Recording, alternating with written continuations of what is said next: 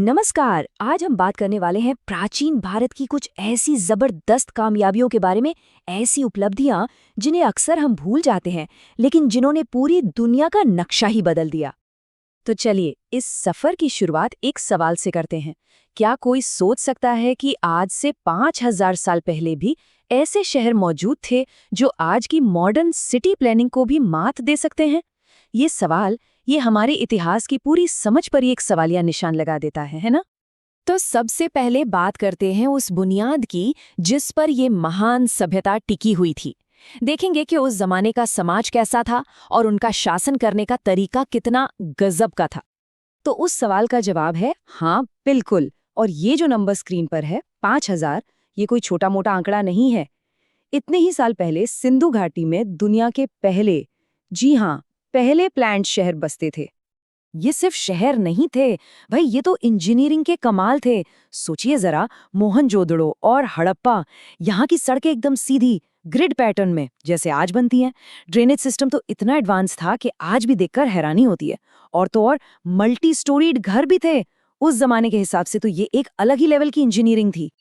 अब जाहिर सी बात है, इतने बेहतरीन शहर बनाने के लिए एक बहुत ही सुलझा हुआ गवर्नेंस सिस्टम भी तो चाहिए होगा, है ना? तो सवाल उठता है कि इन शहरों को चलाया कैसे जाता था, और यही सवाल हमें हमारी अगली जबरदस्त कामयाबी तक ले जाता है। और ये देखिए, यहाँ एक सीधी सीधी तुलना है। हम सब एथेंस की डेमोक्रेसी के बारे में पढ़ते हैं, है ना? लेकिन उससे भी पहले 600 ईसा पूर्व में भारत में लिच्छवी गणराज्य की स्थापना हो चुकी थी। यहाँ बाकायदा चुने हुए नेता होते थे, एक कमेटी सिस्टम था। ये अपने आप में एक बहुत बड़ा पॉलिटिकल एक्सपेरिमेंट था। चलिए अब रुक करते हैं हमारे दूसरे पड़ाव की ओर। बात करते हैं ज्ञान और शिक्षा की। कैसे प्राचीन भारत सिर्फ एक देश नहीं, बल्कि पूरी दुनिया के लिए ज्ञान का एक बड़ा केंद्र था। एक ऐसा सेंटर जहाँ दुनिया भर से लोग सीखने आते थे। 10,000, जी हाँ, 10,000। ये उस जमाने में नालंदा यूनिवर्सिटी के स्टूडेंट्स की संख्या थी। और ये कोई लोकल स्कूल या कॉलेज नहीं था, ये एक ग्लोबल यूनिवर्सिटी थी, दुनिया का सबसे बड़ा लर्निंग हब। नालंदा को जो चीज़ सबसे खास बनाती थी वो था इसका इंटरनेशनल कैरेक्टर। जरा सोचकर देखिए, 5वीं सदी में कोरिया, चीन, ग्रीस, पर्शिया, मतलब दुनिया के कोने कोने से स्टूडेंट्स ज्ञान की तलाश में यहाँ आते थे। इससे पता चलता है कि नालंदा की पहुंच और उसकी इज्जत पूरी दुनिया में कितनी ज्यादा थी। लेकिन ये ज्ञान सिर्फ किताबी नहीं था, सिर्फ थ्योरी तक सीमित नहीं था। इसे असल जिंदगी में उतारा जाता था। और इसका सबसे बड़ा, सबसे हैरान करने वाला उदाहरण मिलता है हमें प्राचीन भारत की मेडिकल साइंस में। तो मिलिए सुश्रुत से। इन्हें फादर ऑफ सर्जरी यानी शल्य चिकित्सा का जनक भी कहा जाता है।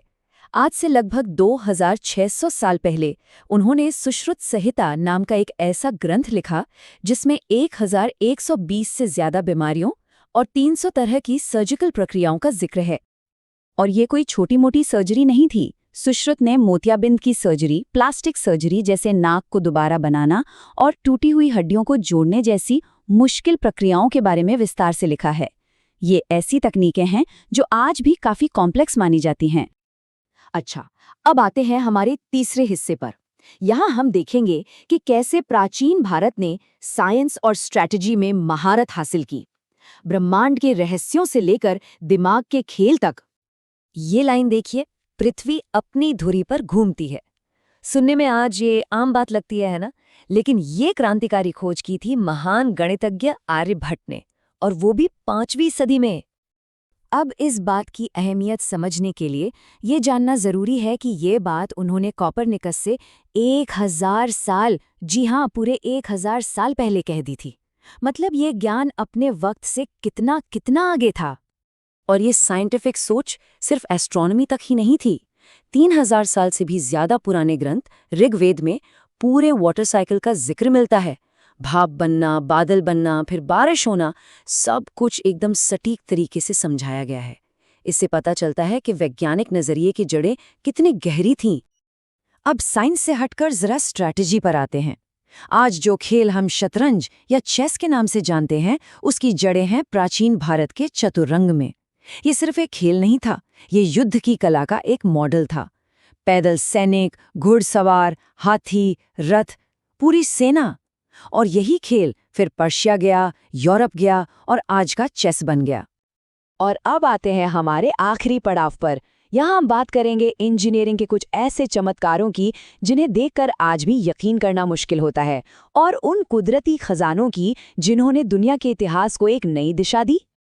एक जमाने की कल्पना कीजिए, जब दुनिया में कहीं भी हीरे की बात होती थी तो मतलब सिर्फ एक ही जगह का होता था।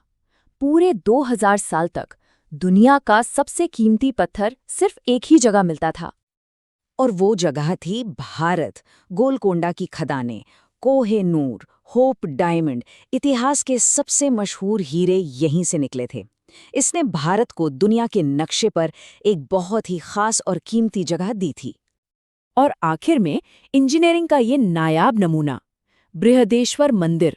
सोचिए, 1000 साल पहले ये पूरा मंदिर ग्रेनाइट से बनाया गया। कमाल की बात यह है कि आसपास 100 किलोमीटर तक ग्रेनाइट मिलता ही नहीं था। और सबसे बड़ी पहेली, इसके शिखर पर रखा 80 टन का पत्थर, एक सिंगल 80 टन का पत्थर।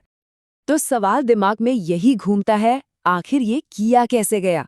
आज की तरह न कोई क्रेन थी, न कोई मॉडर्न मशीन, फिर भी 80 टन का पत्थर इतनी ऊंचाई तक कैसे पहुंचाया गया?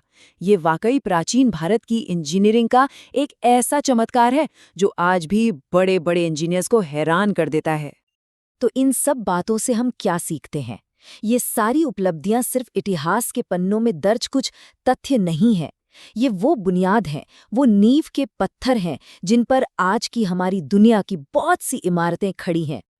और ये हमें आखिर में एक बहुत बड़े सवाल पर लाकर छोड़ देता है। अगर हमारा अतीत इतना शानदार था, तो हमारे भविष्य को कौन सी चीज़ परिभाषित करेगी? ये एक ऐसा सवाल है जो इस महान विरासत को हमारी आने वाली जिम्मेदारियों से जोड़ता है।